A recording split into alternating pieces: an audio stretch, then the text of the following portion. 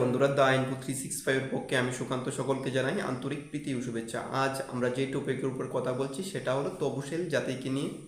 কিছুক্ষণ আগে দেখলাম ভারতীয় জনতা পার্টির মধ্যে একটা সাংবাদিক সম্মেলন হয়েছিল, সেই সম্পর্কে আজ কিছু বলছি। এই ব্যাপারে বলতে গেলে প্রথম থেকে বলতে হয়, প্রাচীনকালের দিকে একটু লক্ষ্য করতে হয়। প্রাচীনকালে দেখা যেত ভারতবর্ষের মধ্যে বিভিন্ন জাতপাতের মধ্যে একটা সমস্যা সৃষ্টি হয়েছিল। অনেক লোককে অনেকে দেখতে পারতো না, যদি ব্রাহ্মণ, ক্ষত্রিয়, বৈশ্য, শূদ্র এরকম জাতের শ্রেণীবিভাগ করা হতো। এবং যদি আমরা দেখি যে ব্রাহ্মণ ক্ষত্রিয়রা সমাজে রাজ করে যেত এবং বৈশ্য ক্ষুদ্র যারা ছিল তাদেরকে সমাজে অস্পৃশ্য হিসাবে দেখত। এমনকি যদি একই স্কুলে ভর্তি হওয়ার ফলেও বৈশ্য ক্ষুদ্রের সন্তানরা স্কুলের ওই জলের কলস থেকে জল পান করতে পারতেন না।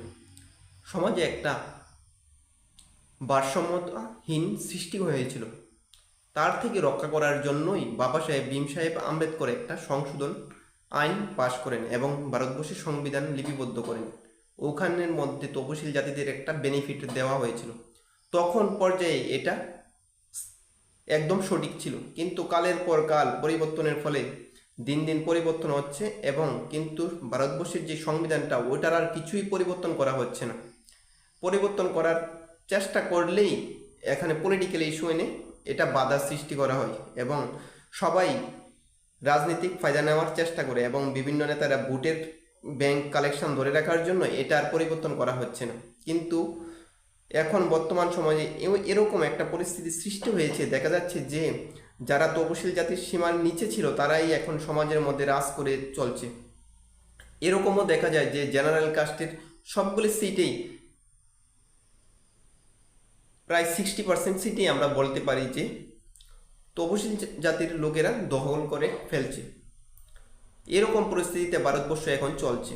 কিন্তু এই পরিস্থিতিতে দাঁড়িয়ে যখন আমরা শুনতে পেলাম যে রাহুল গান্ধী বিদেশের মাটিতে দাঁড়িয়ে এইসব পরিস্থিতি ভারতবর্ষের কথা বললেন, তখন দেখতে পাই যে আমাদের ভারতবর্ষের মধ্যে, সমগ্র ভারতবর্ষের মধ্যে তো হচ্ছেই, এর মধ্যে ত্রিপুরার মধ্যেও একটা ব্যাকুল পরিবেশ সৃষ্টি করার চেষ্টা করছে এবং ওই সংরক্ষণটা যাতে স্থির থাকে এবং ভোট ব্যাংক যাতে ধরে রাখতে পারে তার চেষ্টা করে যাচ্ছে এখন শাসক দলের লোকেরা।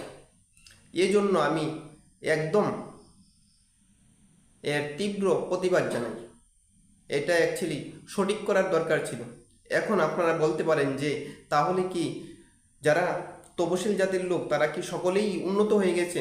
আমি এটাও একমত নই, হয়তো তারা উন্নত হয়নি, কিন্তু যারা ইউআর কাস্টের বা নন তপশিলভুক্ত লোক তারাও তো একবারে আপনারা বলতে পারছেন না যে এখন উন্নত শ্রেণীর মধ্যেই আছে, তারাও কিছু লোক পিছিয়ে আছে।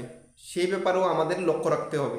যদি ভারতবর্ষের যেই পরিচালনা করা হয় এটা কিন্তু রাজনৈতিক লোকদের মাধ্যমেই পরিচালনা করা হয়, যদি আমরা দেখি যে এমএলএ বিধায়ক তাদের মাধ্যমেই দেশ পরিচালনা করা হচ্ছে বা এমপির মাধ্যমে, তাহলে আমরা তাদের উদ্দেশ্যেই এই কথা বলতে পারি। তারা যদি এরকম কথাবার্তা বলে বা রাজনৈতিক যারা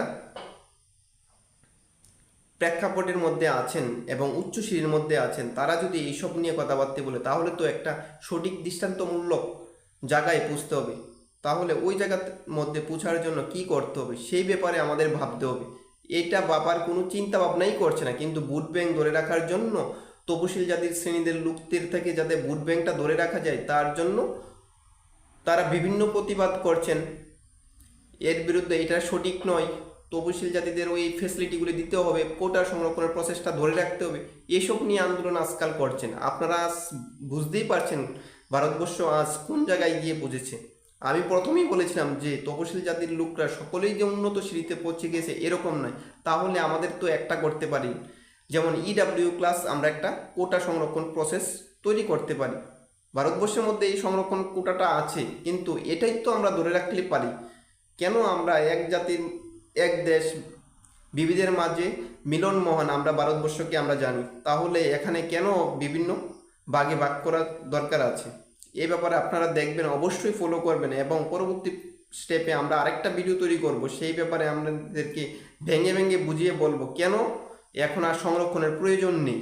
কিন্তু হ্যাঁ, প্রয়োজন আছে, প্রয়োজন আছে। আপনারাই আবার বলছেন, আবার আপনারাই বলছেন প্রয়োজন নেই। এটা কি বলছেন আমরা তো কিছুই বুঝতে পারছি না। আপনারা বলছেন যে ওবিসি সংরক্ষণ প্রসেসটা আপনারা ধরে ফেলেছেন এবং নরেন্দ্র মোদী সরকার আসার পর থেকে ওবিসি সংরক্ষণের প্রসেসটা রয়েছে, কিন্তু আপনারা দেখবেন ত্রিপুরার মধ্যে জেআরবিটির যে কিছুদিন আগে একটা এক্সাম গিয়েছিল এবং তাদের মেরিট লিস্টও বের করা হয়েছে, ওখানে কি আপনারা দেখবেন ওবিসি সংরক্ষণের প্রসেসটা আছে কি? নিশ্চয়ই নেই, আপনারা দেখবেন। তাহলে এখন বলা হচ্ছে কেন ওবিসি সংরক্ষণের প্রসেসটা আছে? আবার এর বিরুদ্ধে আপনারা দেখছেন যে আন্দোলনও করছে। সংরক্ষণ প্রসেসটা তো টোটালি বন্ধ করে দিলে পারে, কিসের জন্য এখন আন্দোলন করার প্রয়োজন আছে? আপনারা ধরে নিন যে সমগ্র জাতির মধ্যেই নিম্ন শ্রেণীর লোক আছে, তাহলে আমরা ইডাব্লিউএস কোটাটা ধরতে পারি না এবং সমগ্র জাতিকে একটা স্তরে বেঁধে রাখতে পারি না? আপনারাই তো বলছেন যে সবকা সাথ সবকা বিকাশ, কিন্তু সবকা সাথ সবকা বিকাশ কি হচ্ছে? আবার আপনারাই এই তপশিলি জাতি সংরক্ষণের জন্য আপনারা বলছেন যে আমরা আন্দোলন করব, ধর্ণা দেব। এটা কি ধরনের কথাবার্তা বলছেন?